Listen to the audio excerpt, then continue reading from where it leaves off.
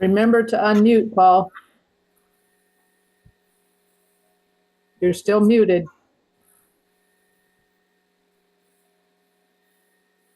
I think maybe I got unmuted. Yes, you did. And can you see my slide on the end of 2024? Yes, we can. All right. Ladies and gentlemen, welcome to the ongoing Book of Mormon Perspectives Forum. We run into a little bit of a bump in the road this evening because I contacted Lyman Platt, and he was anxious to present the Book of Mormon stories from his ancestors. And I somehow have misplaced his contacts and have not been able to get back in contact with him to get the email and telephone and bio and photograph to work with. And since I don't see him on the screen tonight, then we are having to substitute. I have spent much of the day examining possible videos with which to substitute. I also considered just simply reviewing the year of 2024. And I do want to say thank you to the participants and presenters for sharing the Book of Mormon Forum for another season. I recognize your contributions provide our continuance beyond what might be considered reasonable rhyme or reason. Yet here we are reflecting upon the year 2024 with new prophets, the Pheromons providing a novel perspective for us to explore. We've had Ralph Williston, the Choctaw, gave his final presentation and moved beyond the mists, healing the hoop for his and our nation. Ron Smith, James Lucas, Val, Boyd, Blair, Scott, and Rainbow Eagle have presented a couple of times, and with reasons focused more on background understandings than upon the host's perfunctory rhymes. And so, given the fact that we've had the blessing of Carol Kosowski as our on-staff artist, and here she is giving her pencil drawings of some of our speakers. I'll be happy to introduce them just briefly. I'll let her introduce them with her pencil if she cares to speak. But hopefully you'll recognize that the danger of giving a presentation is that she's going to get her pencil out and put you together in 2 dimensions, and then to distinguish your 2-dimensional person from being a 3-dimensional person is a challenge I'm finding to be just a bit intriguing. Carol, you want to say anything about those?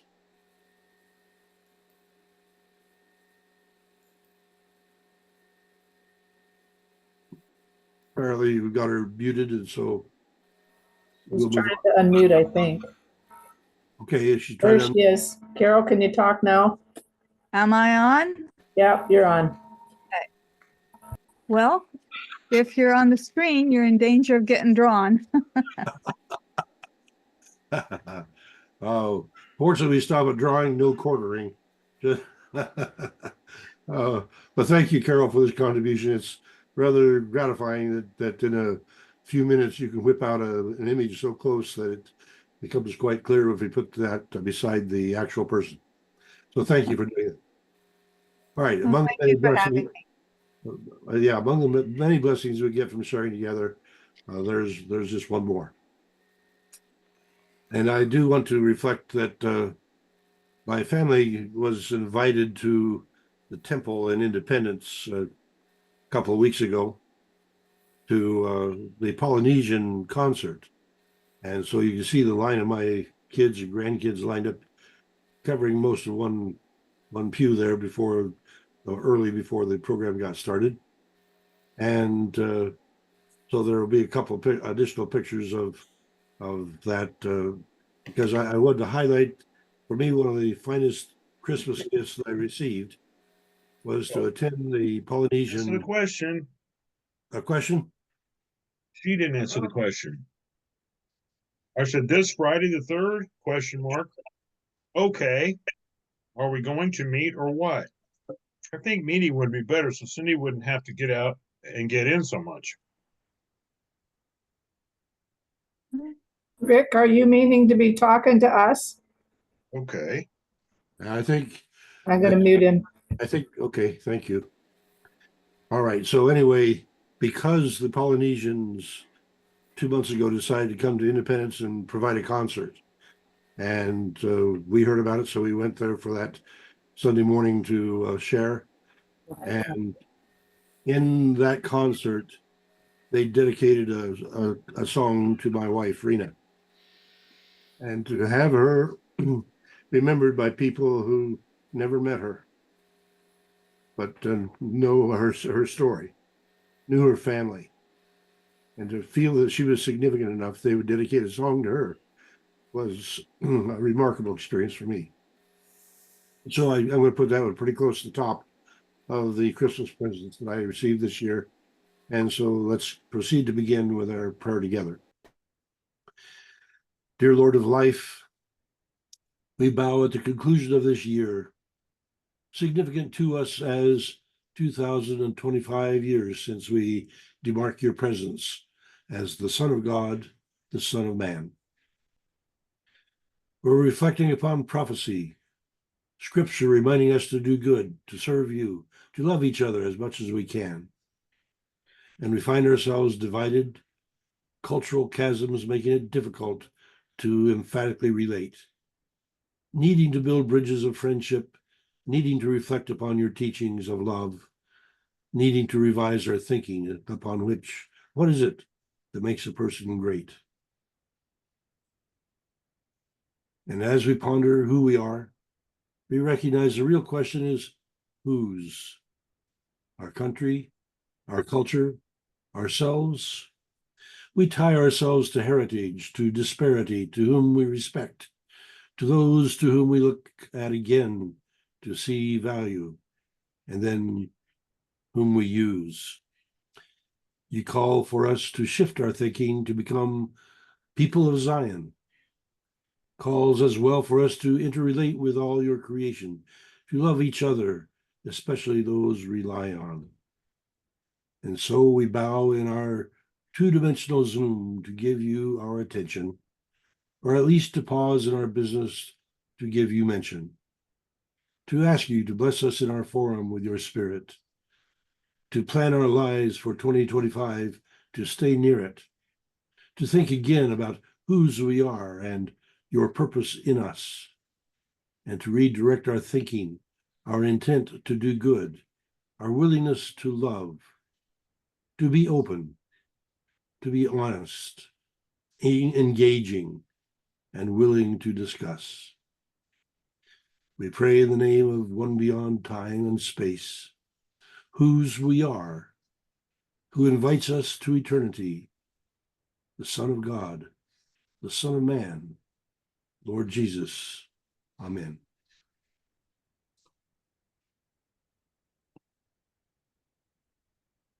Okay, I got shut off before I got the screen stopped. There, stop the share. Okay, now, because we haven't seen Lyman Platt show up, have we, Robert or Deb? No. Okay. All right, then, ladies and gentlemen, as I have perused the options today for having a speaker not appear, I went through several videos, and I sent 3 to Robert that could be used tonight. And of course, that's far too much. A 4th one I would have liked to have used is on Teotihuacan, but it's 2 hours long, and we've got to have our hour for question and answer. And so I couldn't figure out how to get that one trimmed. Then there was one on San Lorenzo, Tenochtitlan, the Olmec site in the heartland of the Olmec culture in Mexico. It's a place that I got to visit while the site was being excavated by Michael Coe back in 1968. And they have found so much more. Well, now there's a road on the site, and people can actually drive buses there. And well, we had to go on the boat and then hike. It was just a marvelous experience, but now there's a museum with a whole bunch of excavated materials that I hadn't seen before, including another of the giant heads that had been uncovered from a lagoon there on the site. And so that one fascinated me. I was very interested, but I recognized, for me, that was particularly interesting because I'd been there but probably would not be as interesting to the rest of you. I would let you outvote me on that one if you'd like. The other two options that I had come up with, one was on the 23,000-year-old footsteps from White Sands, New Mexico, showing we most definitely have human occupation in New Mexico by at least 20,000 years ago. And the third one is the one I had really sort of settled on. I think Robert has queued up to show, and that's on the prehistory of Missouri. And it's of particular interest because the cave that is the primary focus of the presentation, the archaeologist's presentation, is a dry cave along the Missouri River, a dry cave out of sandstone where instead of, or because it was dry, it's been able to retain fibers.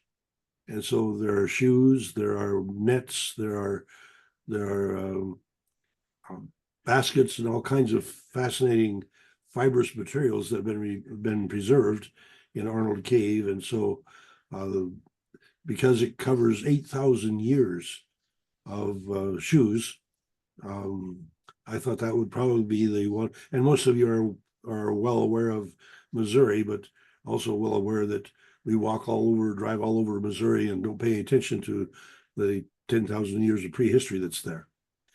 So I would give you a chance to vote on those three options, but Robert is queued up on the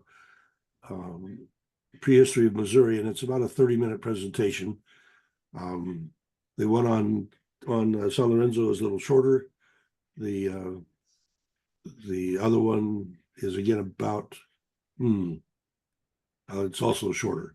Anyway, I think it's not quite realistic to combine more than one of them. So, anyone care to lay particular interest in one of the San Lorenzo, which would be a corollary with the Jaredites, or with what I tell you the other one was? I guess it's either San Lorenzo or else Missouri. Missouri has it then. Robert, let's go.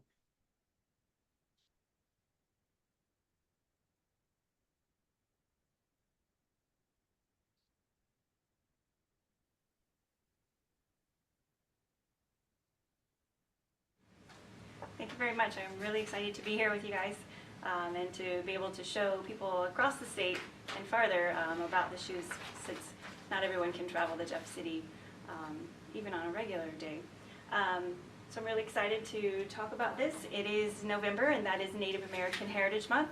So I'm really excited to bring some of the heritage of our Native Americans from Missouri to everyone. Bringing it to you here from Jefferson City, which is traditional homeland of the Oto Missouri tribe and the Osage Nation, as well as other tribes that moved through Missouri. So I'm really excited to show some of the amazing things that they made while they were here. Go to the first slide. So I'm at the University of Missouri, only 30 minutes from here in Columbia, and our museum is open 6 days a week. And we have free admission. We're only closed on Mondays, so please come on by and see the exhibits and see the items online and in person. It's really great to see them while you're there. And I'm going to talk to you about Arnold Research Cave, which is in Callaway County, so just one county from here, one county from Columbia as well, right up near the Missouri River. So here's the area that the cave is, just to give you an overview. It's really hard to see if you're not familiar with the area, but I'll zoom in on it in just a moment. So archaeology is the study of ancient and recent human past through material remains. Everyone likes to see the beautiful objects that we have in the museum, but they have to get there first. And so objects are made and they are used and they are discarded, and then they go through the soil, or however they are sitting there waiting for someone to excavate, whether it's us excavating on purpose or someone who's building a house or a store or anything like that, a highway, things like that. We will excavate and find things. Here's some work that we were doing in New Mexico, and we can dig right close to the surface, not very far, And then there's a picture of me with my daughter of about 15 years ago. We were down in Chihuahua, just south of the border, working at a really large site and checking out the large site to look for the smaller sites around and some of the pottery that we find while we're out there, which helps tell us about the human past.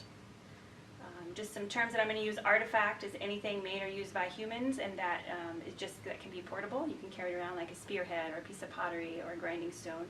Versus a feature, which would be a non-portable artifact, which is something like a hearth or a house, a storage pit. You can't pick that up and bring that back to the museum. Those things stay there. And then an ecofact. Sometimes things are on a site that we didn't put there, humans did not put there. So that could be a snake slithered on and died there, or a rabbit died there, a mouse, whatever it might be, that's just there that had nothing to do with the humans being there. So those are some of the kind of things. And sometimes we find fossils, and fossils aren't man-made, but humans like to pick them up in the past as well as today, so we often look at fossils as well. But after excavation, what happens to your artifacts? Well, we wash them in the field. There's a picture of my daughters doing their job as archaeologist children. They're cleaning some historic tiles. Toothbrush and water, and that's all you need to get going, unless you're going to do residue analysis. Back to the lab to do the analysis. They say every day in the field takes at least 3 days in the lab to analyze. And this is some of the pottery that I worked on in southern New Mexico. We can analyze the clays, we can use lasers to zap the paints and see what the paints are made of and see what minerals they're using for the paints.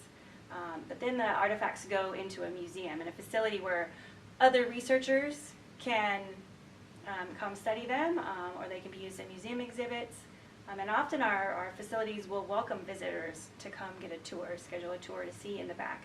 There's a picture of some of the long rows of boxes we have in the Museum Support Center, where we store about 8 million artifacts from excavations across Missouri. And you can see some pottery at the bottom. On the left two are Missouri potteries, and then the right 3 are southwestern pottery that I also specialize in. But I love to show those off. But here's some sites that you may have heard of. Of course, Monk's Mound is at Cahokia, which is just over the state line into Illinois. Very large site, many mounds. The mound site extended over into St. Louis, but a lot of those were torn down in the past. Sugarloaf Mound is still standing. That is owned by the Osage Nation. You might have heard of Stonehenge in England or the pyramids in Giza. I want to point out that that was about 2500 BC, because we're going to compare those to our shoes in a minute. And then Paquimé in Chihuahua, which is about the same time as Monk's Mound. So those are the 2 largest cities in North America at that time. So we have large cities with big trade networks. They're moving people and items all over the place around 1200 AD here. But we're Missourians, or a lot of us are Missourians. So here's the Missouri archaeological time periods. We know Missourians, people have been in Missouri since at least 11,200 years ago, which is about 9200 BC. So that is before the Ice Age ended. So we did have mammoths and mastodons here in Missouri. We had, the short-faced bear, saber-toothed cat. All of those things were here and died out at the end of the Ice Age. So that's our Paleo-Indian period, and we move into the Archaic period, which is a really long time. They're using atlatls to hunt during the Archaic period. An atlatl is a spear thrower, and I'll show you part of that in a minute. And so they're hunting and gathering and moving across the land. In the Woodland period is exciting times. When archaeologists change the name of a period, it's because something big is happening. And in the Woodland period, they start making pottery. They really make it a little bit in the late Archaic in Missouri, but they start making pottery. We invent the bow and arrow. So the bow and arrow is invented here around 500 AD. And they are gardening, and they switch their diet to an oily, starchy seeds, which really has a lot more nutrition in it. And we see the population rise in the Woodland period because of that. And then Mississippian period, they're moving into full agriculture in some places. So we have Cahokia is large, and they have fields and can feed the people. So that's a Mississippian period. And then 1451, we switch to, 1541. I was like, 14, that's early. 1541, we move into the historic period in Missouri because DeSoto comes into the boot heel of Missouri, and that's when we have the first written records of Missouri, of the people that he saw and what they were wearing and records like that. So historic is 1541 in Missouri. At the university, we do a lot of excavations all across the state, and so one of our most local one at the university is on the university, and that's the Conley House. That's an Italianate house that we have excavated the grounds around there and recorded where the gardens were, the family that lived there, and you purchased this house in 1980, and it's just the home of the riding program, and so it's really cool. If you can get inside there, go in and check it out. So that's one of the most local things we do. Also close, but not so close as now that we have the interstate system. Graham Cave is over in Callaway County. We excavated there. The Graham family invited the university out, and then we worked there for years, and then helped, Dr. Carl Chapman helped make that into a state park. And so the cave looks very similar to Arnold Research Cave. In fact, if it's not labeled, it can be very difficult to tell which photo you have. But you can see Mrs. Jean Hamilton in the bottom photo. She was one of the Missouri Archaeology Society members who helped excavate. And then you can see the man in the pith helmet is marking a storage pit down into the soils of the cave. And then I like the view from the inside of the cave out of them digging and mapping and bagging the artifacts so we know where everything came from. So that's Graham Cave. And so that is actually the closest site that I'll send people to go see. So if you want to see an archaeological site, you can go to Graham Cave and look at the interpretation panels and look in the cave. It's fenced off to protect the remains in there, any other artifacts that you can see in there. So that's really a nice place.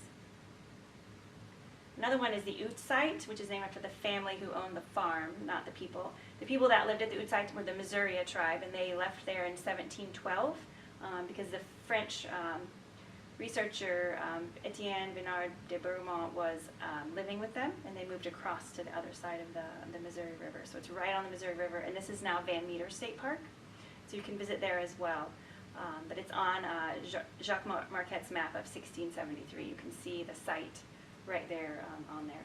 But they make beautiful large pots and carving on the hematite tablets, and then you can see the Jesuit ring there as the missionaries are coming up the Missouri River, and we're seeing some more Jesuit pieces in many of the sites in the area. Here's a couple of the houses from the Ute site. Sometimes we know a house not because we have a thing, but because of the dark soil. So you see the dots? Those are post mold, so that's where posts of the house were, and they rotted out, leaving the soil darker. And so we can see how big the house is, and we can estimate how many people lived in the house. So that gives you a family size.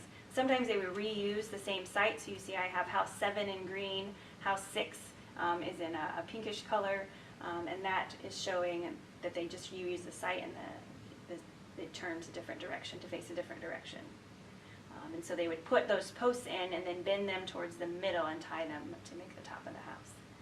So that's really neat. Other tools we find, lots of bison in the plains. So the big bison shoulder blades, the scapula, make great hoes, and so we often find hundreds of those because they were farming then at the Ute site. And then other animal bones turn into tools. We have antler tines, which are used for flint knapping to make stone tools. And then bone awls for punching holes in leather or other things like that, and other materials you might use to make awls. Bones are really good to use for that. Beautiful pottery and different designs we find at that time. So here's some of the handles we find on the large pots. You can see while the clay is leather hard, you can incise and make designs in there. And so that's what's happening here on these rim shirts with the handles. And of course, lots of stone pipes. We find different designs on the pipes there of different ways to make them. Sometimes we're very extravagant with the discs on the top. Others are smaller and just stone. You could use a braid for the pipe stem. And then showing in 1948 field school, I like to see the early days of digging. It had nothing fancy like we have now with leather trimbals and GPS units. So they had to really be good at mapping. We are today as well, but they were out there in the heat doing it. But you're here to hear about Arnold Research Cave, and that's in Callaway County, Missouri. This is what it looked like when we started excavating there in the 50s. The family graciously invited us out. They were digging out part of the cave. They wanted to put some stuff in there, but the soil was very tall, and so they couldn't really get in there and stand up. and they kept finding things coming out of there, like baskets, woven things, and they were digging it out, and they were like, what are these things? So they called the university and asked if they wanted to come out, and Dr. Chapman said yes, and they came out, and it was amazing, amazing.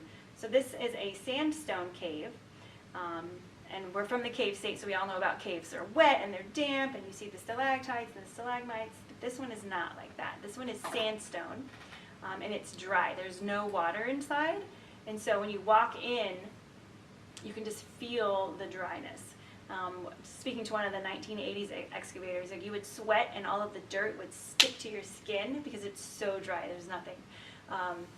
And they would have to wear bandanas on their face, like our masks maybe would be helpful.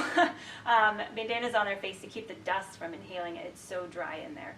But nicely, there's water right next to the cave, and so that's a really great place to live. But it's a dry sandstone cave.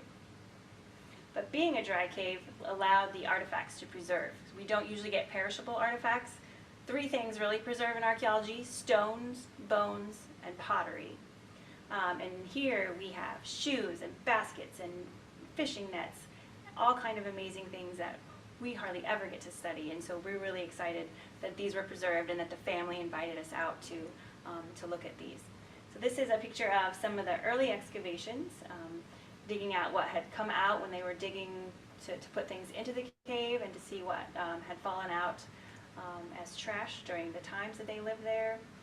You can see they were digging deep down in. They got a wheelbarrow in there, and then the overlook in the cave. You can see there's not a lot of space for your head standing up there on that bottom photo. But I'll show you the end picture, how it looks today is different. So here's some of the bags actually coming out of the ground. You can see big, large bags, big pieces, not just tiny pieces being found. Some of them had stuff in them, like charcoal or corn or small seeds or something in there. The middle picture is hard to see. I don't have a really good picture of it for modern times, but those are the shoes in a pile. We call trash piles middens in archaeology, so there were at least 2 middens where we found most of the shoes. With 35 shoes, none of them are matching pairs. Some are left foot, some are right foot, some are either foot. But there was 2 big piles of them in the trash when they were excavating, and so that's my one picture showing several of them together. And then you can see a 1980s picture in color at the bottom. But here's from some of the early research, are some of the stone tools, going back all the way in time, back to Dalton points you see here in the middle. And the drawings on the left are great. Photos are great, but the drawings on the left really show each flake. So each piece of stone was knocked off to sharpen that blade to make that point. You can see the time that it took someone to make those. Really good flint knapper would probably take 15 or 20 minutes. But to us it's like, wow, that's a lot of knowledge and skill there. And there are some people today who can do it, but this is really beautiful stone tools. Also bones preserved, so we have 2 hairpins, one with the top piece of it where it's nice and wide, look like hairpins today, but they're decorated and they're really pretty, and then a bone or a shell pendant. So we excavated, I wanted to show you the dates, 1955 to 1958, and then the family called the university back out. They were going to sell the land and asked us to excavate the rest of it to make sure that everything was out of the cave. And so we really thank the Arnold family for that opportunity and for allowing these to be studied by the researchers. Here's some of the perishable materials. Of the 35 shoes, 2 were leather, and there's the deerskin one. It's about child size, a very small shoe, and we have that one. It's really beautiful. And then a sandal in the middle, you can see the bottom of it is caked in mud, and then the top of it has like a zigzag pattern for tying it on your foot. So I really like to see the ways of tying sandals on. You can see some twined fabric there, and it didn't preserve very well, but you can see the pattern and how they put it together. And we have people that study woven things. Which way are they doing it? Where did they learn it? Are they doing the same here as they're doing in other parts of the U.S.? People compare those kind of things. And then the twined grass bag at the top, you can see that is very different from the fabric on the bottom. This is one of my favorite pieces, is the net. It's pinned out so you can see the squares of the fishing net. We assume it's fishing, but there's a net that was found in the materials in the cave. And then sometimes we have just pieces of twined either braids, or it could have been part of a shoe where it would have been the tie-on.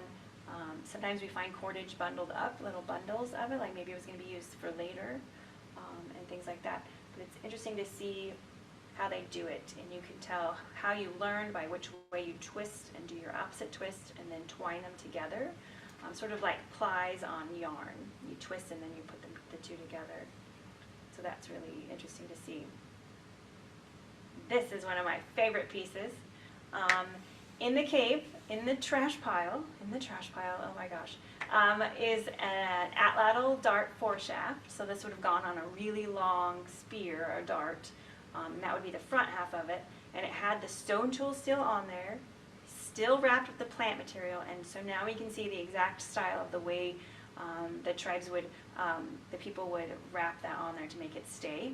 We did get an x-ray, so you can see the x-ray below it, so we can see the shape of the point. We don't want to unwrap it and see. We can date points by their styles, and so that allowed us to see there. But when we did a CT scan of it, you can see under that plant material is big globs of glue. So probably pitch or something like that. I haven't tested it yet.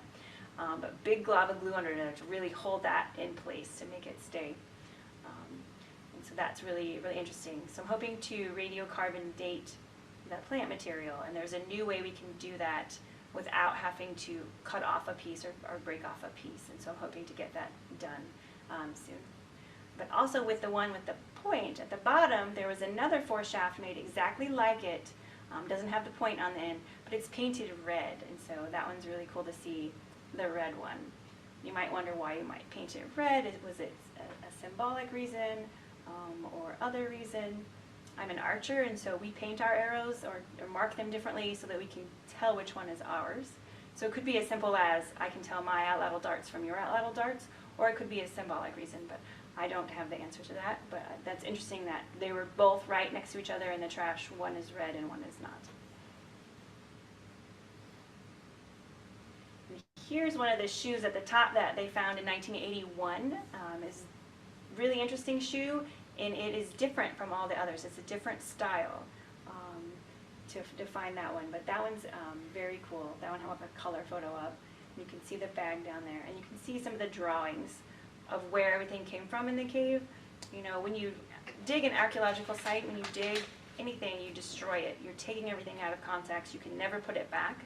And so your records are very important. You have to draw everything in, map it all in. Even the sidewall of dirt, we map that in to see where the layers change color. So drawing, mapping, photographing, all those things are very important skills that you may not think that an archaeologist would need to do. You just need to dig square holes. But no, all of this is required so when we get back to the lab, we can really put it together. That tool was next to that tool. Oh, is that a toolkit? Does that go together for a reason? Or is that under that always? So is that piece older than the other piece? So can we tell which was put down first? Because of the law of superposition. Whatever you put down first is at the bottom, and then you put something down on top, and then on top of that. Sort of like my daughter's bedroom. It's messy. Whatever she threw down first is at the bottom. Whatever she threw down last is going to be at the top of the pile.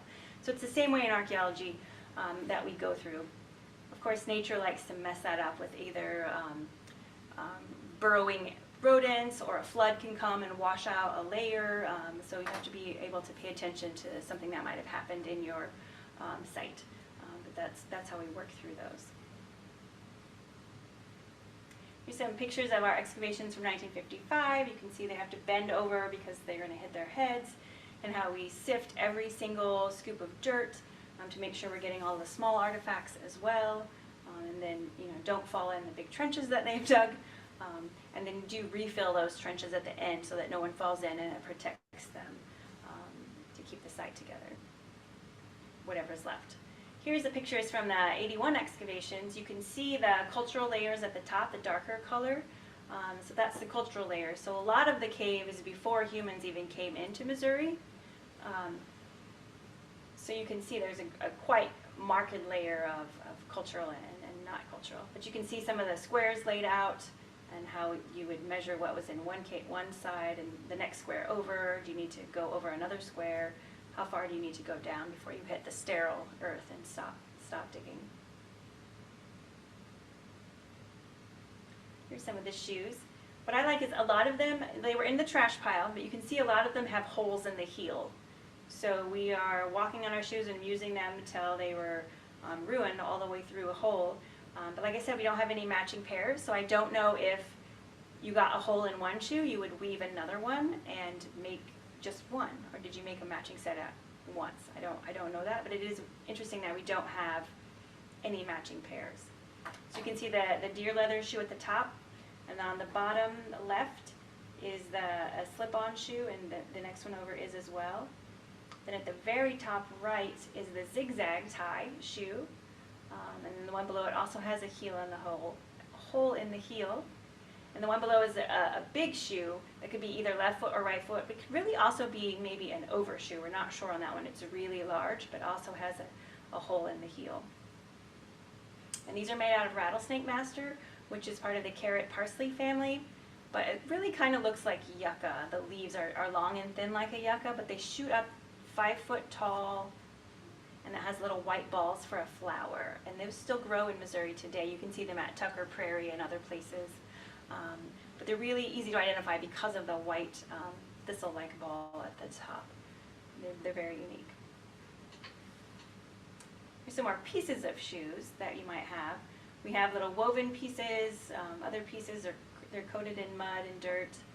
The bottom one I like because there's a small string around that would go around your heel, and so that's how you would tie it on. It's kind of hard to see there, but if you look, you can see a special twined piece or like a piece of rope that would tie that onto your foot.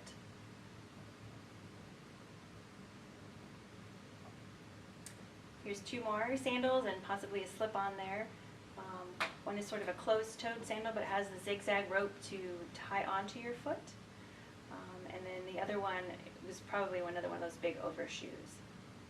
All with rattlesnake master using as the plant. You can buy rattlesnake master over here at Brazito at the native plants place, so I've been growing it. And you can rip it into strips and weave it wet, and the next day I came back and it had dried and kept its shape, so I haven't branched out to make a sandal yet. But it seems like it might be easy to work with. I haven't walked on one either though. Here's some of the bags up close. You can see big, large twined bag, and then on the other side more of some people would use them as a produce bag, kind of a stretchy bag that you can fill up and carry.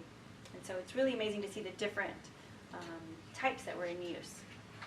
Usually we're only talking about holders that are clay because the pottery lasts, but to have these perishable ones and see the different styles that might have been, we can see what we might be missing. How many other things at other sites are we not seeing that are bags, or how many wooden artifacts that we're not seeing because they rotted away. And so to be able to see these and get a snapshot in time is really amazing. So we were able to, Dr. O'Brien was able to do some dating on the shoes. So when radiocarbon dating was invented in 1949 by Libby, it took a really large sample. And because these are very rare to have the shoes, we did not want to give up such a large piece of the shoes to do that. But when AMS dating, accelerator mass spectrometry, came out, you could use a much smaller piece. And so we're able to take samples from 8 of the shoes and do some radiocarbon dating on that. So radiocarbon it's really easy. People are taking in carbon while they're living, and then once you die, you stop bringing it in, and the carbon-14 that you have starts decaying. So as it decays, you have less and less in you, and so we can measure how much you do have and subtract it and see from the half-life of the carbon and give you a date with a plus or minus error. It's not exactly, we can't say in 1402 this happened, but plus or minus around an area you can get a good date. So this shoe, the really special one that I said was very different in design with the wrap around the toe. This one dated to 4,400 years before present being 1950, but we can go around 2000 and say 2000. So 4462 is about 2462 BC plus or minus. in there. So, you know, like someone was walking around 2400 at the time the pyramids were built, wearing these kind of shoes here in mid-Missouri. Weaving with the rattlesnake master, living, using the fishing nets, hunting with the atlatl, using the bags and those kind of things. So we could put a more broad picture of the people that lived here. Would love to see some of the clothing if that would have preserved, but we don't have any of that right now. But we can see the shoes that they were wearing, and the bags that they were carrying. So it really gives us a more picture of the people. And here it is, the world's oldest open-toed sandal. It comes from Arnold Research Cave in Missouri. It is over 8,000 years old, so about 6,300 BC. So that's much earlier than the pyramids at Giza, which remember we're at 2,500 BC. You can see it has the lacing across the top. Nice thick pad of rattlesnake master, so you could walk. You could walk on rocky areas, would be fine, and it will hold it onto your foot. It's the world's oldest open-toed sandal. It's the second oldest shoe in the world. This shoe is amazing. And so we love all of our shoes that you can see. And shoes are very popular because all of us wear them. We want to see what other people are wearing. Some people really love to go shoe shopping. Other people don't. But we can see the different styles and what they were doing and how they could use thick pieces of rattlesnake master or make them thinner and make smaller, finer weaves, whatever they might be using them for. You can see the different styles that you can use. So that's kind of my talk about the shoes, and you're going to want to read more, right? So here's two books that I recommend. There's a book called Prehistory of Missouri, and it's in a lot of our public libraries. It's by Michael Bryan and Ray Wood. It's from the University of Missouri Press. We do sell it in our gift shop, but you can usually get it in your local library to check it out. And it talks about all of the time periods that I've told you about in time, and it shows you pictures of the artifacts. And if you find something, like if you found something on your land, you can match it up and see what time period it's from. It's a really useful book. If you really want to know just about the shoes, there's an article in Science in 1998 as well that talks about the shoes and the individual dates for each shoe, and you can see which one and what they might date to. But I promised you a picture of the cave. So this is a picture of the cave in 2017. We got to go out there. You can see how much I do not have to worry about hitting my head because the ceiling is very tall. We're thinking about 30 feet now, but you can see the cultural layer is off to the side, very up high on the left-hand side. But you can see how much time went that this cave was formed before people actually came into it, and then all of the years, all the way back 8,000 years. Of the shoes, 8,000 was the oldest, 8,000 years old, but the youngest one we tested was 1,000 years. So we know they were using this cave, the Native Americans were using this cave for so long because of the rich resources around there, and they liked it.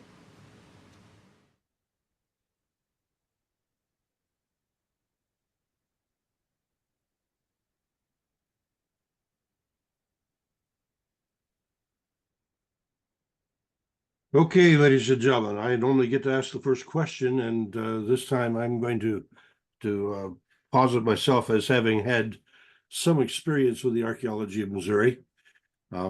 She talked about the Ute site, and the Ute site was excavated primarily by Robert T. Bray, and he was my primary supervisor, and so I got the chance to work on that site briefly, and I got to find some of the lanceolate points from the archaic, taking us back 5,000 years to the Sedalia points. And basically my job was walking the fields after they'd been plowed to find what artifacts I could find on the surface. And then he would move a university crew onto the spots that were most promising to do the excavation, looking for the houses and that kind of thing. But we actually had several thousand years of occupation on the Ute site, and that's one of the reasons it's become a state park. Carl Chapman, whom she also mentioned, one of he is the grandfather of archaeology in Missouri and an extraordinarily nice gentleman. I found him to be extremely kind and extraordinarily informative. His two volumes, one volume on the on the lithics and one volume on the ceramics of Missouri are two of my treasured resources for that area. All right, I don't know that much about Arnold Cave. I've never been there, nor Graham Cave for that matter, but I am reasonably well acquainted with the prehistory of Missouri, having spent most of my time on the prehistory of Illinois, Iowa, and Kansas. So I've got a bit of a sandwich there. So I'd be happy to try to deal with any questions you have relative to. Yes, and here's Rainbow Eagle with one. You may want to get people to go to the, what do you call that thing, the reaction page, to wave their hands, but that way Deb can keep people in order. Okay, Rainbow. And can you allow me to share screen? That's up to Robert. Yes, please do. I would like to share something that I quickly found. I'll see if this is going to work. Yep, there you have the White Sands footprints. Okay, well, I just quickly researched, found a few things, and I believe this is what, is it Carol that was presenting tonight? Yeah, Who lady. was it? Oh, no, her name is Oh. Candace Saul. Okay, is she on or not? No, she is Okay, she is a Missouri official on vacation. thank you, Paul. Well, as you can see here, I believe this is what she was giving attention to, because I recognize the 22,500 years ago. Only this has to do with New Mexico. Okay, I have just brought this before us, and so I don't have it in mind as to how to add to the presentation other than what you're seeing here. Okay. Let me add to it then, if I may, Rainbow. Yeah.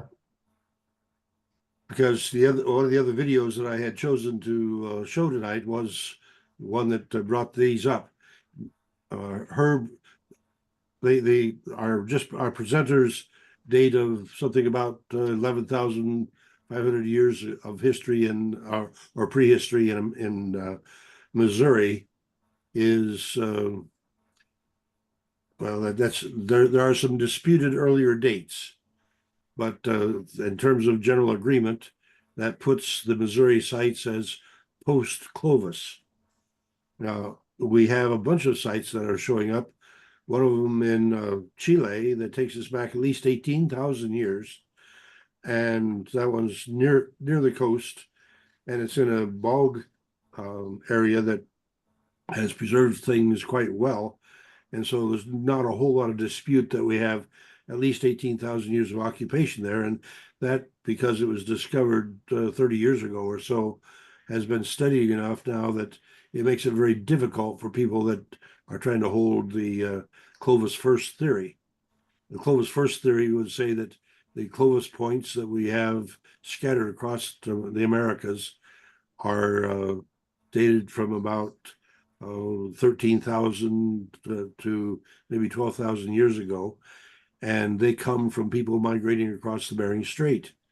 And then they would have migrated south all the way to South America. Well, to give them 1,000 years to migrate to South America may actually work, and that may well have happened. But the fact is, we're finding some human occupation prior to that. And what Rainbow Eagle has pulled up here are footprints that date back over 22,000 years in the White Sands of New Mexico. And they have been dating these by means of the seeds that are found packed into the footprints. And therefore, we know that the footprints and the seeds are directly associated. And by getting good carbon dates from those seeds, then there have been questions about whether there's other kinds of interference. But now there have been 3 different strategies for dating the pollen that's associated and then the seeds, and then of course the stratigraphy. And there are several layers of footprints in this old lakeshore.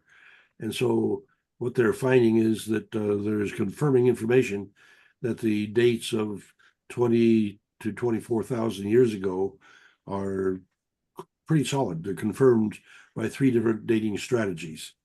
But the fact that you have apparently children playing by the lakeshore, you have some cases where it's a couple of old people and a child. In other words, there's a number of patterns of footprints to show that 20,000 years ago, there's a clear, significant population in New Mexico. That's among the earliest confirmed human occupation that we have to this point archaeologically.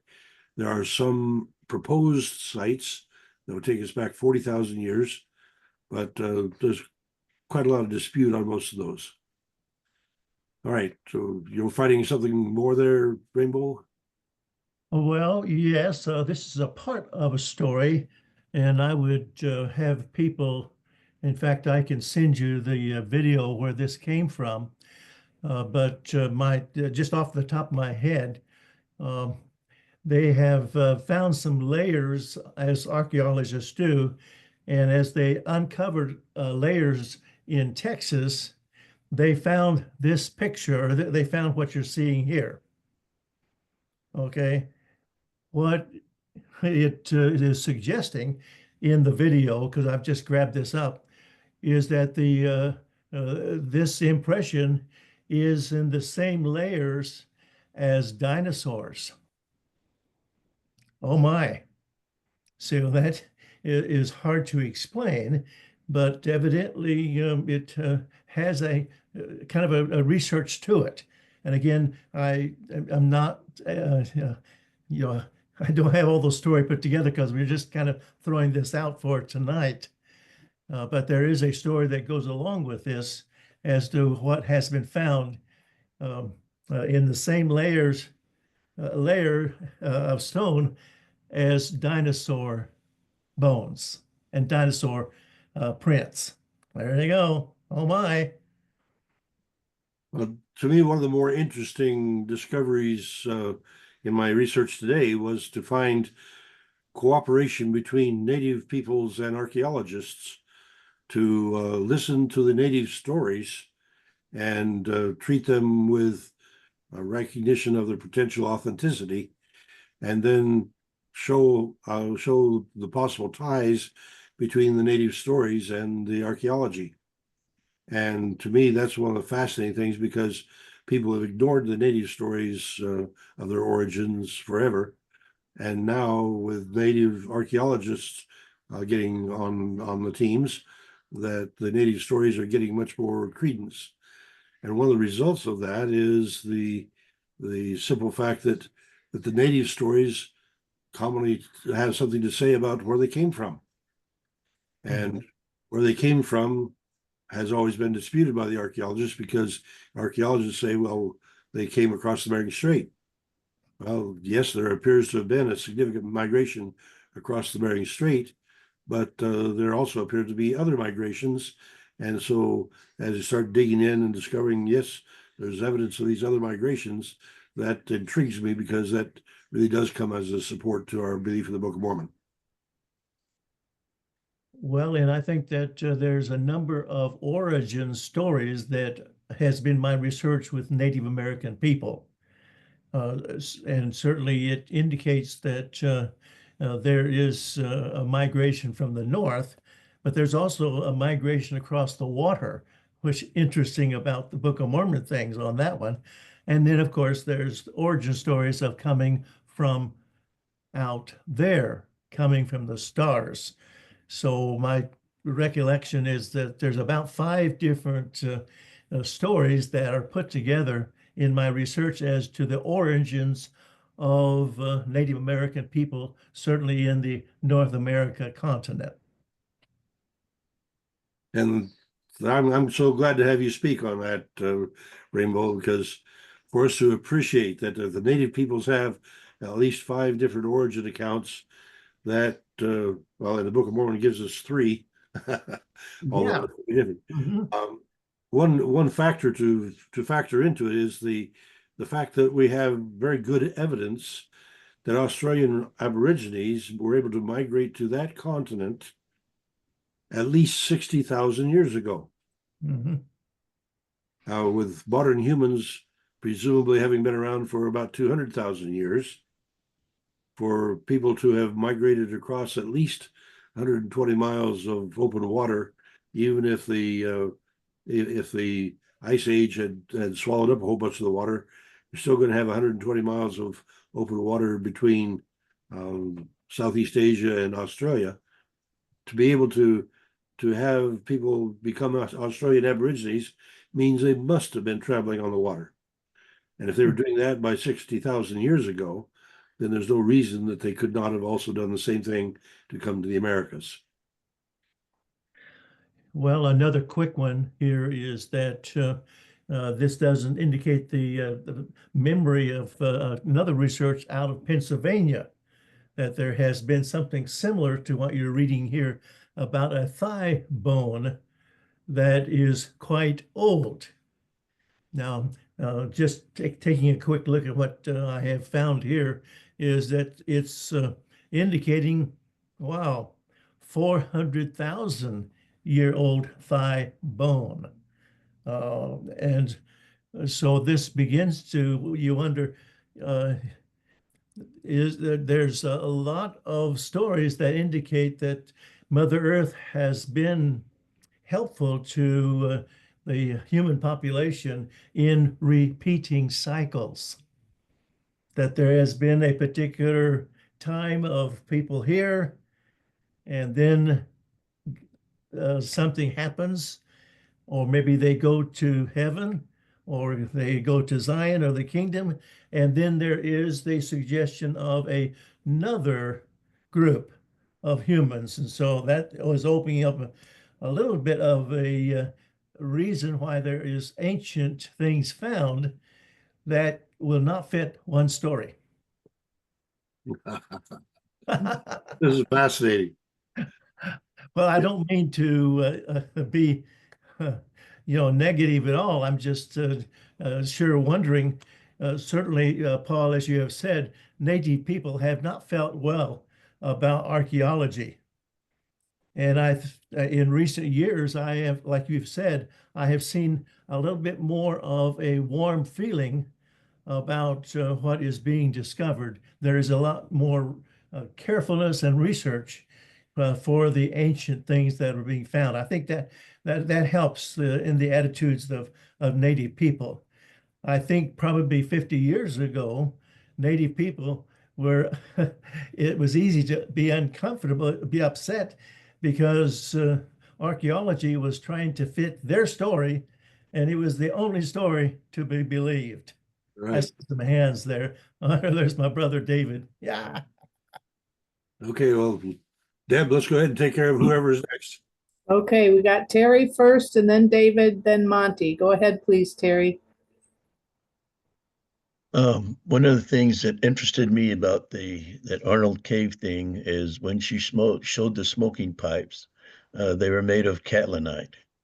Um, for those of you who don't know, catlinite, the geological term for it is pipestone, basically. I mean, catlinite is their name, but archaeologists call it pipestone because the main site that comes from is in Pipestone, Minnesota, and it's a national monument. So if anybody really needs to be intrigued about that red stone that is throughout all the sites in the Midwest. And the museum I was at in Cherokee, we had several pipes and several plaques that had been etched into the catlinite. One of them was a bison. So we know that stuff was, native to both the area and the fauna that was in the area. Um, and so that was very intriguing that the same sort of thing had been traded all the way from southern Minnesota down to Missouri for that very item. So that was intriguing to me. Well, let me add to that the pipestone that she showed there was a more modern one. That is probably only 1,000, maybe 1,500 years old. I mean, it's more of the Mississippian style that she had pictured there. They may have had others that were earlier as well, but we found, for example, we found two stones. One of them was catlinite. The other one was a softer, more local mineral at Nauvoo. And the catlinite, beautiful red stone, was carved in the shape of a cardinal. And to see the beautiful convergence of concepts there, really, that's a really special piece. Yes, so but that shows migration material 500 miles down the river. Right. Another thing I wanted to add is about what Brother Eagle talked about, is that in the Southwest, probably most of the native tribes have their own archaeologists.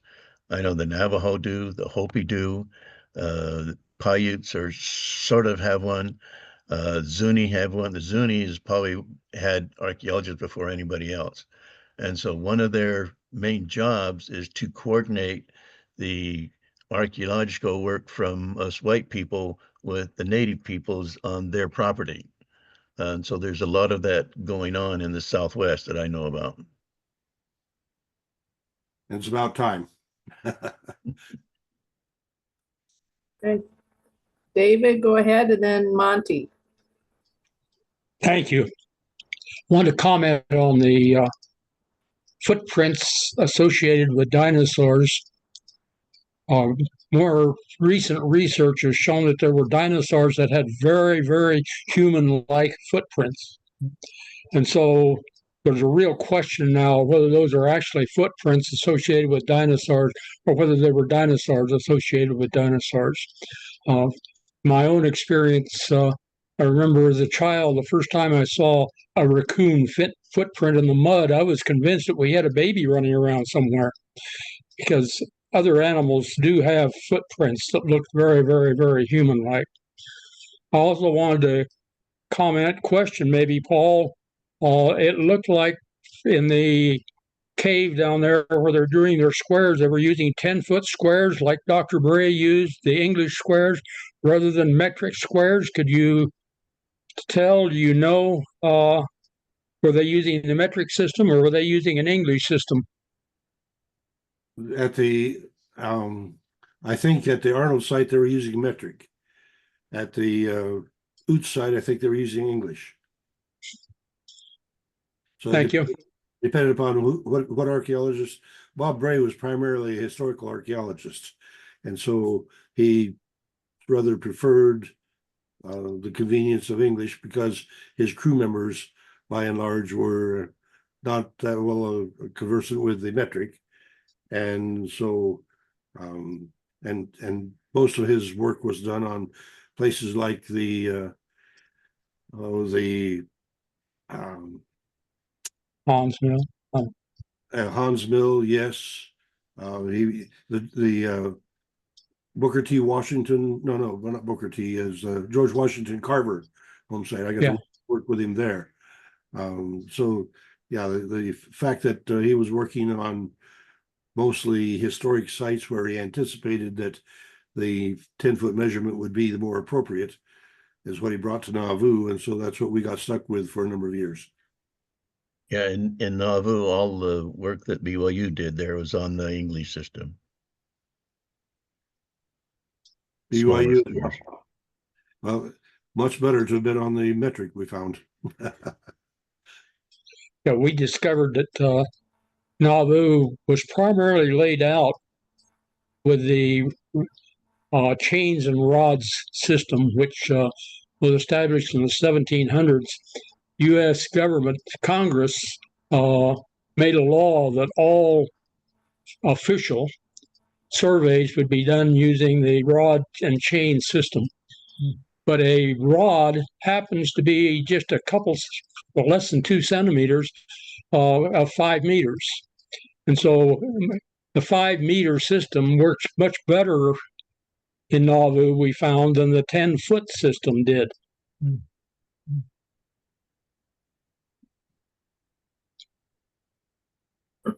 Monty, And then Carol does have something in the chat we'll address after Monty's done. Go ahead, Monty.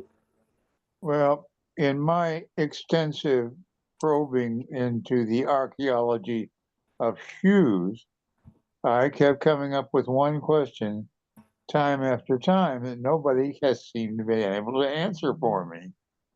And that is, which native people are credited with the creation of Velcro shoes?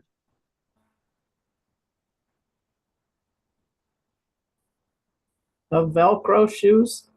Yeah, because they're a very important part of my life. Well, good. You haven't graduated to Crocs yet, then. Yeah. Okay. It is, Carol?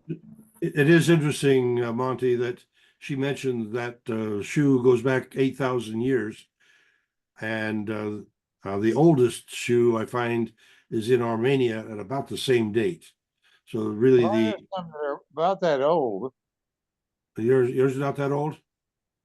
They look that old. Okay, well, you probably need to take your appropriate place in the museum. Have to call them New yeah, it was a New Balance Drive. Thank you, Monty.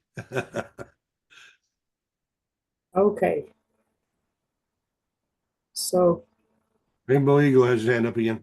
yeah, I was going to Let me jump address. in on, there were predecessors to the Velcro shoes, but the Velcro itself was invented by a tribe called NASA. Oh, okay. I was gonna, Carol had a comment in the chat about she's wondering why there are 2 left prints and then 2 right prints when it came to that, the footprints thing instead of a normal left, right, left, right. Mm. Mm. Maybe he was dancing.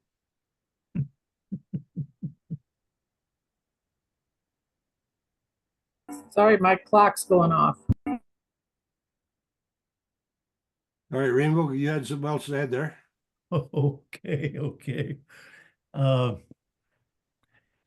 I enjoy being able to try to find out some of the the research, and certainly not having a time to kind of study this out tonight. So I'm a little bit feeling like I have to be kind of careful of what I say here. But I do appreciate Terry's comment there about Native American archaeologists. And also there is a short story. I won't tell it, but I'm willing to do that if people want to email me on that, about the pipestone. The red pipestone is generally how Native people would refer to that which is often reached for with their sacred pipes, okay? And the interesting possibility here is that there is, in one of the old stories, it is a time when things really got to where there was so much bloodshed, and that it looked like another time of the end of the world. And there was a gathering of native people, and whenever they changed worlds, demised, they placed themselves into that location of where the red pipestone is. That's a little bit of the story as to why it is a revered sacred element for prayer pipes, because of that story of the blood of the people that gathered left the impression of blood on the stones there. Okay. And those are people from an earlier cycle then. Yes, if you're able to kind of get some sense that Mother Earth is 4.6 billion years old. She's made herself available for quite a number of opportunities for humans to learn from her and that's the reason why some things are going to be found that are so old they just don't fit the story that needs that is told about origins of humankind. Okay, I don't want to talk too much. I'll stop here. But that's a neat corollary with the scripture indicating that it is of this heaven and this earth Yeah. that we are talking, whereas the implication is that there are previous heavens and earths that should be considered or could be considered. All right, fascinating scriptural tie there.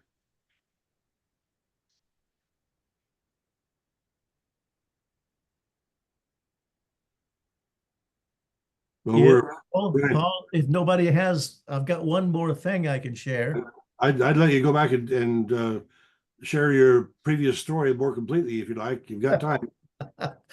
Well, it's so nice to be able to be with you people because you're willing to open to a lot of thoughts and lots of ideas. So I'm going to grab this one up because you can check it out yourself. But a fellow by the name of Charles Heston, the Moses guy, of course. Let me see if I can get out of this here. Okay, I've got to somehow get back to some kind of screen sharing here. Whee, whee. Mm-hmm. Okay, I might be able to. I'm working on a project there.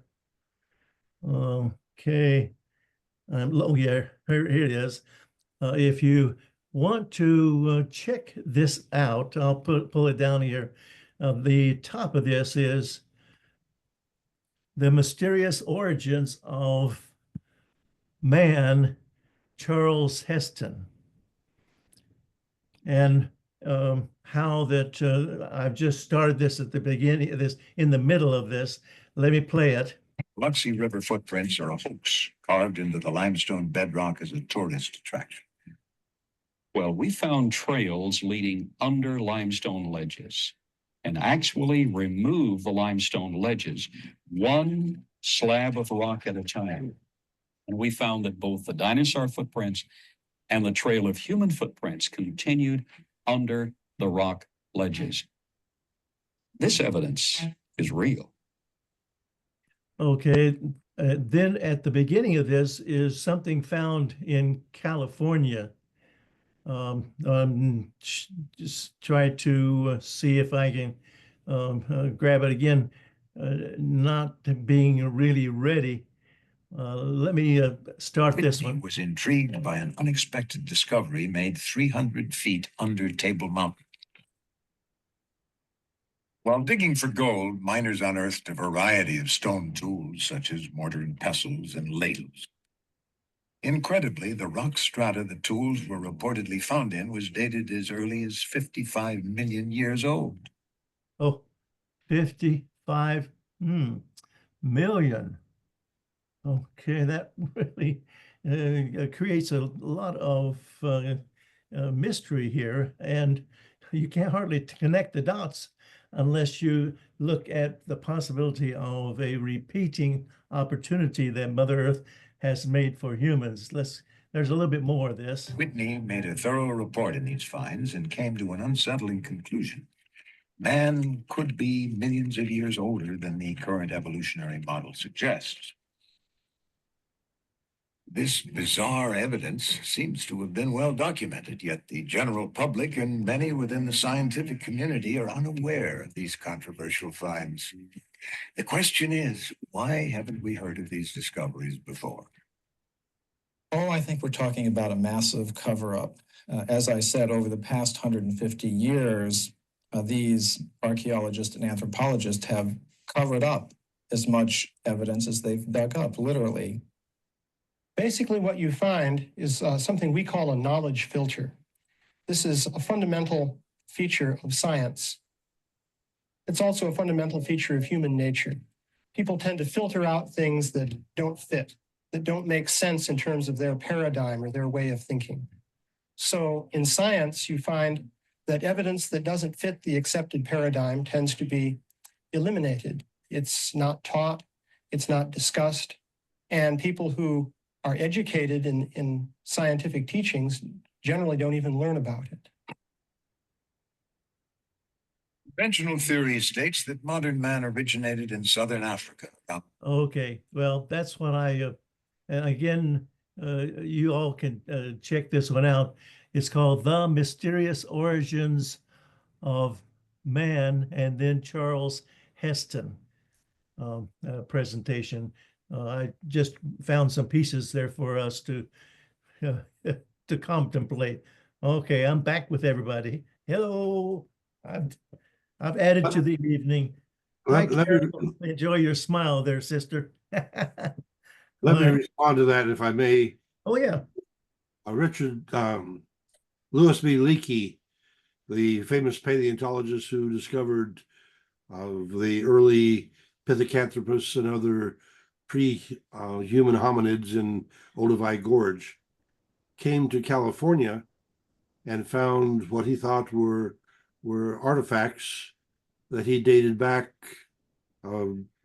with the very early humans, and that ended up discrediting him to the point that he and his wife split up over it, and she remained the famous scientist, and he became somewhat of a tired old laughingstock because he was advocating for hundreds of thousands of year old humans in California.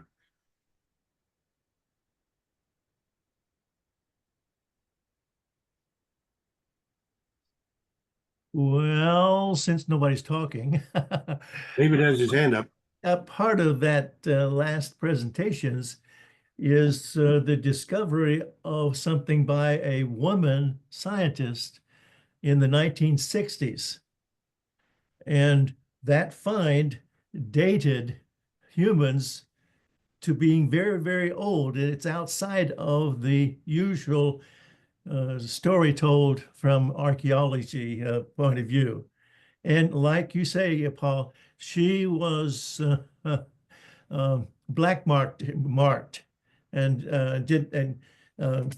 couldn't get a job because what she found and how it was legitimately dated didn't fit that particular time of archaeology. Yes, and having a job is a pretty handy thing.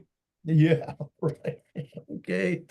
Hey, we got several folks with hands up again. We'll start with David, then Terry, then Monty. Go ahead, David.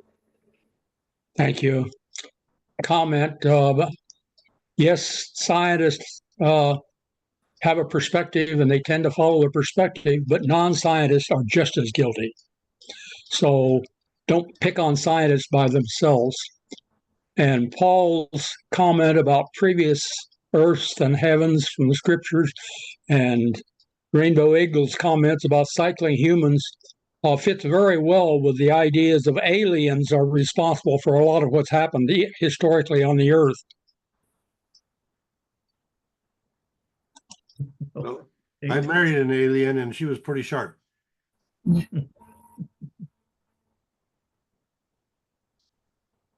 Okay, Terry, go ahead, please. Oops, you're muted.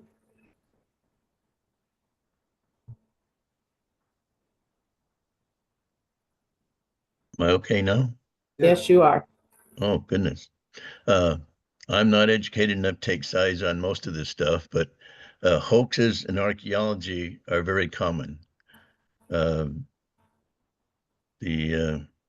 The author of Sherlock Holmes was one of the earliest ones to fake things, and there's a lot of stuff that what the dating that one person says is not the same thing that another person might say, and so there's a lot of hoaxes in archaeology, and people like to use archaeology to make a name for themselves sometimes. You know, I can't name any names that I know Years ago when I used to pay more attention to it, there were quite a few of those in all cultures. And so, uh, you know, my opinion is you take it with a grain of salt until there's good evidence on both sides, not just on one side. Harry, I want to agree and disagree with you. I wish you would take out archaeology out of your statements because there are a lot of hoaxes and archaeologists. There have been some archaeologists, but there have been a whole lot more of non-archaeologists, and so that there are continually people hoaxing us for whatever benefit they can get from it.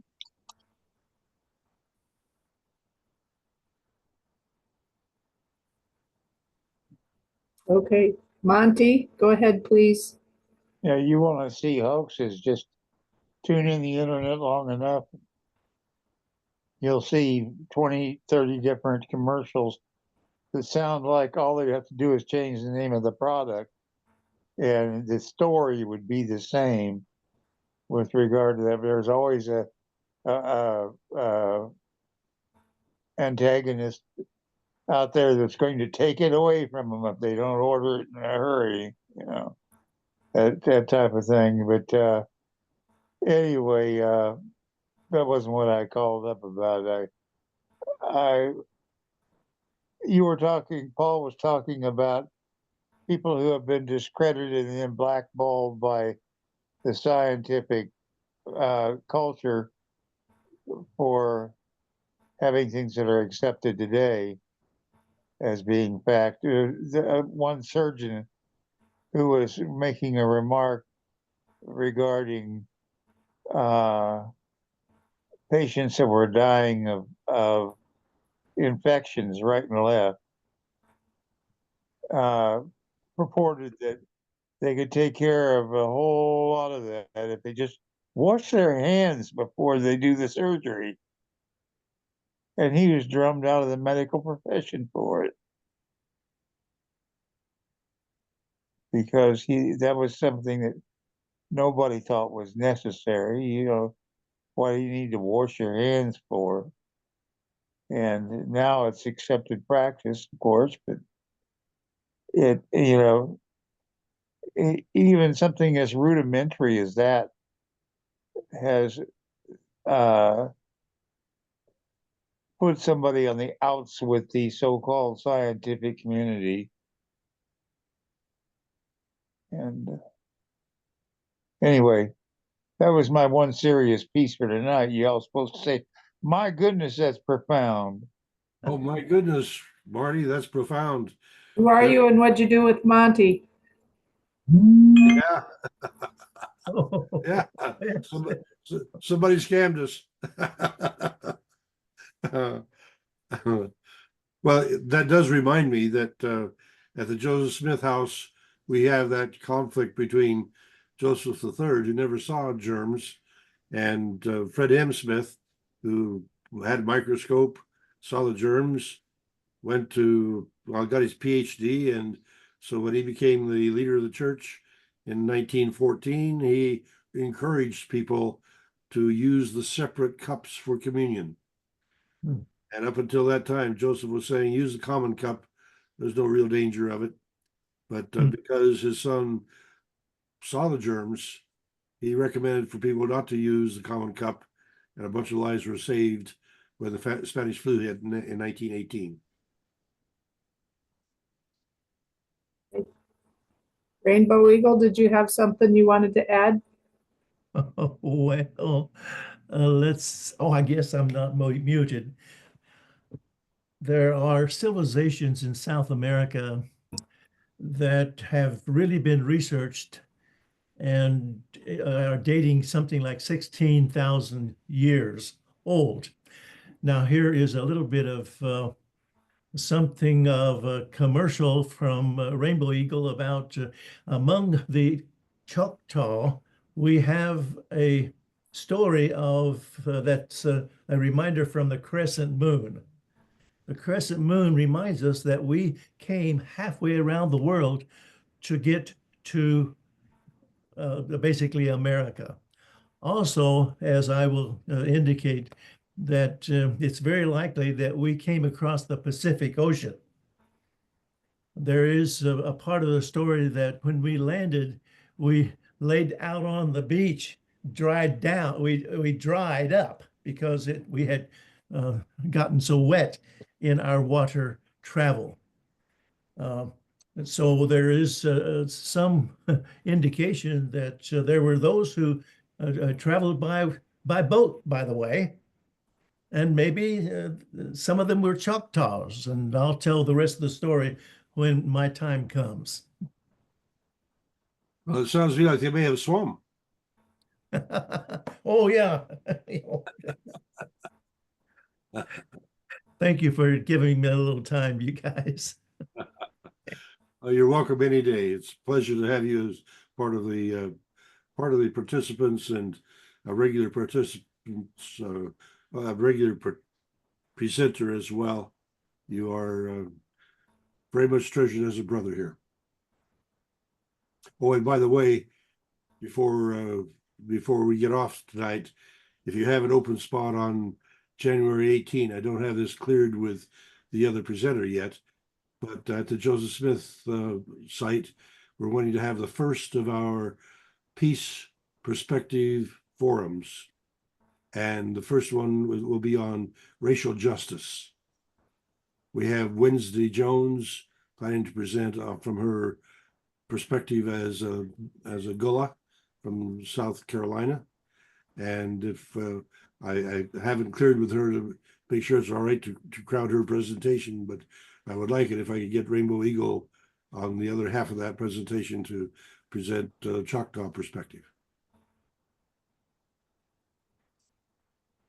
That was the 18th. January 18, 1 o'clock on Zoom.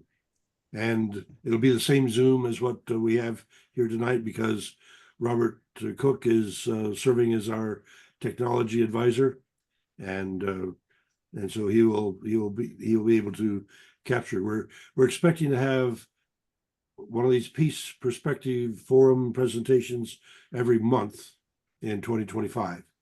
The first one on racial justice. The second one on the 15th of February will be nonviolence.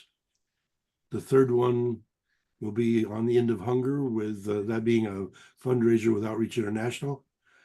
The fourth one will be with Eric Elliott, who is a historian. He is Alma Blair's grandson, and he'll be presenting a history of Lamoni in preparation for our Untold Lamoni Stories to begin next year. And then every month thereafter, typically in the middle of the month, we have another of the Peace Perspective Forum presentations, typically at 1 p.m. on Saturday, so that our European friends can participate with us as well. So it'd be somewhat the same format that we have here, but probably not quite so long. All right. Any other points or questions to be raised? We're at 9:30, and it may be that some of us have some busy vacationing to do, or work or other calls. Yes. So let me sing to our escape.